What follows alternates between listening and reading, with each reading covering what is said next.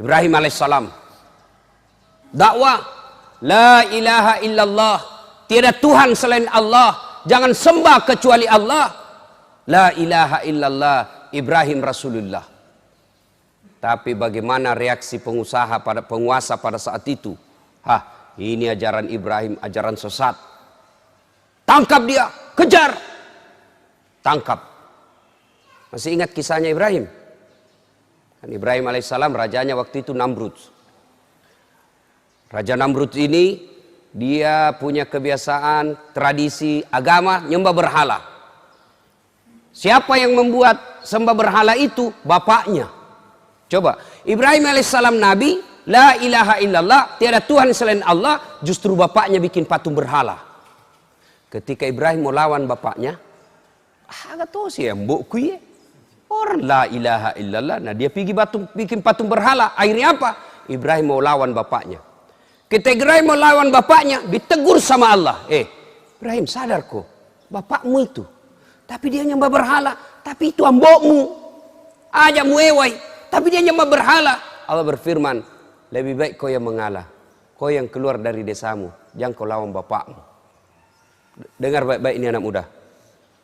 Anak muda sekarang mentang-mentang belajar agama tinggi-tinggi, ada tradisi orang tuanya tidak anggap sesat, bapak ini kafir. Wah, bapaknya bilangi kafir. Ada itu, ada anak-anak saya, sepupu saya di Tarakan, belajar agama, baru 2-3 bulan belajar agama, itu pun belajar agama melalui YouTube. La ilaha illallah. Mak download, tak 1 menit 2 menit. Begitu masih jalan itu ceramah, habis kuotanya, habis itu ceramah. Nah pahami setengah-setengah. Langsung nak bilang, bapak ini bid'ah. Kenapa aku bilang kak bid'ah sesat? Taksia. Tidak ada pada zaman Nabi taksia. Nah ini langsung bapaknya marah. Bertengkar. Saya bilang, di mana kau belajar agama dong? Mana kau belajar agama, bapakmu kau kafirkan hanya gara-gara dengar ceramah. Apa jeleknya taksia? Kalau tidak mau kau balik bilang taksia, bilang kau ceramah kematian. Apa larangannya ceramah kematian? Apa isinya? Baca ayat suci Al-Quran. Mana ayat yang melarang orang baca ayat suci Al-Quran? Apa isinya? Orang yang didatangi berduka kita hibur. Apa larangannya? Ayo. Apalagi isinya taksia, ceramah agama. Ada orang dilarang ceramah. Apalagi isinya kita datang bersilaturahmi. Masa kita dilarang bersilaturahmi? Apalagi isinya orang dikasih makan. Dosakah orang dikasih makan? Kalau ada orang bilang, wah dilarang merepotkan, bikin susah orang berduka. Cocok, setuju. Jangan menyusahkan orang berduka. Setuju. Mana disebut menyusahkan orang berduka? Bapak dikasih teh gelas, bapak minta teh botol. Itu bikin susah orang itu. Dikasih air gelas, nah bilang kopi mix kasih kak. Itu bikin repot itu. Tapi ini orang sudah mampu ji. Lagi pula itu di Makassar saya lihat, bukan lagi tuan rumah yang sediakan kue, tapi orang-orang tamu, ada yang bawa roti gulung, ada yang bawa teh, ada yang bawa kue tradisional. Lalu apa salahnya? Kita bersedekah. Kalau judulnya taksia, kau tidak mau bilang ceramah taksia, sudah bilang saja pengajian atas berdukanya meninggalnya ini. Sudah. Sama maulid bid'ah, tidak ada pada zaman Nabi. Cocok. Kalau tidak mau kepalik lagi pakai istilah maulid, pakai saja sirah nabawiyah, ceramah tentang Nabi. Apa salahnya bos? Adabnya Ibrahim alaihissalam, tegur sama Allah. Bapaknya nyembah berhala namanya Azar, bikin patung. Ibrahim mau ribut. Sadar kau Ibrahim, ambokmu ya tuh, ajak muewai. Kau yang keluar dari desamu. Coba. Begitu kita wajib menghormati orang tua. Jadi bapak-bapak yang masih ada orang tuanya pulang kampung lalu ketemu. Jangan lagi bilang, masoli ongko soe. La ilaha illallah. Anak pacilakana. Pernah itu hitung-hitung orang tua tak? Pernah itu hitung-hitung orang tua tak waktu tak nak kasih sekolah ki? Andai saja bisa nak jual harga dirinya, nak jual dirinya untuk kita sekolah. Masa gara-gara sewa pesawat kita berpikir? Siti Najani itu yubalikan ngagaga untuk tomat-tomat. Siti Naja sangat sepantasnya kita jual kita punya harta untuk membahagiakan orang tua. Ini anak-anak nih, anak-anak sekolah. Kita ini juga orang tua. Nih bapak-bapak, muliakan orang tua. Biasanya bapak-bapak tidak muliakan orang tua karena takut sama istrinya. Saya bilang sama istriku, boleh kau marah sama saya, boleh kau maki-maki saya, boleh kau lempar kepalaku, yang penting tidak kena. Toh, satu yang tidak boleh, jangan lalu kau atur-atur ke soal orang tuaku. Jangan pernah saya dengar kau menyakiti perasaan orang tuaku. Begitu saya dengar kau sakiti perasaan orang tuaku, wabillahi taufiq wal hidayah. Toh, belum tentu kita jodoh sampai ajal. Tapi yang namanya orang tua tidak ada istilah bekas. Belajar dari Ibrahim alaihissalam. Nah, lanjut kisah. Ibrahim alaihissalam akhirnya Raja Namrud pergi berburu. Ibrahim alaihissalam pergi berburu. Raja Namrud pergi berburu. Raja Ibrahim masuk di, ya kayak tong kira-kira kalau kita orang Islam, masjidnya. Rumah berhalanya Raja Namrud. Dia hancurkan semua itu berhala-berhala. Ambil kampak, nawasai manang pak. Pak, nak cepuk kepalanya, pak, nak hancurkan kakinya, nak patahkan lehernya. Satu nak tinggal. Itu berhalanya Namrud yang paling besar, berdiri dan kebetulan tangannya begini. Wah, itu Ibrahim kampaknya nak simpan di tangannya Raja Namrud. Naikai. Itu kampak, wase, naikai di tangannya. Datang Raja Namrud berburu. Masuk rumah ibadahnya, wih kaget, wih ini mana yang Tuhan tak kasih, ini mana yang tak kasih Tuhan, siapa yang hancurkan Tuhan kita, siapa yang hancurkan kepalanya, sebarkan intel. Oh ternyata informasi tahu Ibrahim yang lakukan.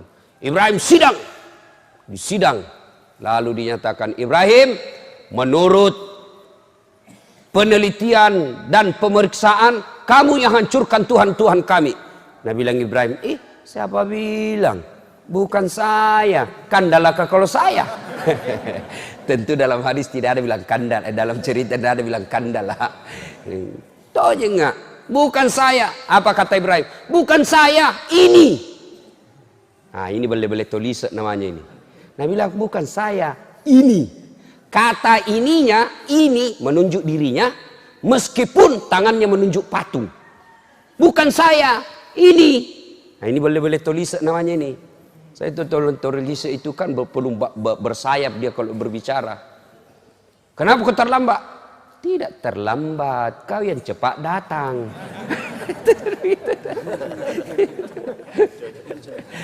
Ibrahim alaihissalam bilang bukan saya, ini. Wah sudah, tidak perlu. Dia bilang, siapa tahu dia? Kenapa kau bilang? Siapa tahu cemburu. Nah dia banyak Tuhannya, saingannya, nah habis ini. Tidak mau kalau banyak saingannya, nah bukan semua. Lah bilang Raja Namrud, Ibrahim gila kok. Semua apa? Mana bisa ini goyang? Tidak bisa goyang, tidak bisa ngapa-ngapain. Kenapa paling kau sembah? Yang gila saya atau kamu? Oh tambah marah. Ada tuh cerita soal gila-gila ini, cerita warung kopi. Cerita warung kopi gini. Ada satu komplek orang kaya semua di dalam. Orang-orang sibuk. Ini Pak Doja tiba-tiba bikin geger satu komplek. Kenapa? Dia azan jam 9 pagi. Jam 9 pagi dia azan. Allahu Akbar, Allahu Akbar. Geger semua satu kampung. Jam berapa? Azan apa ini Pak Ustaz ini? Gila-gila ini Pak Ustaz ini. Duhur bukan, asar bukan, datang satu komplek. Dipimpin ketua RT-nya. Marah-marah itu ketua RT. Mau ini nak kasih berhenti. Tidak bisa, sudah nak kunci semua ini Pak Doja ini. Tidak bisa masuk. Terpaksa azan sampai habis. Ini Pak Doja ketawa-ketawa azan. Dan lihat, wih banyaknya datang ini. Keluar Nabi bilang ke RT, gila-gila kau Andai kau bukan ustaz, ku lapor kau di polisi. Meresahkan masyarakat. Kenapa ya Pak? Nabi bilang, kau azan apa ini? Subuh bukan, duhur bukan, asar bukan. Kau azan apa? Oh, gila ini. Bilang begini Pak. Saya azan subuh tidak datang Ki. Saya azan asar tidak datang Ki.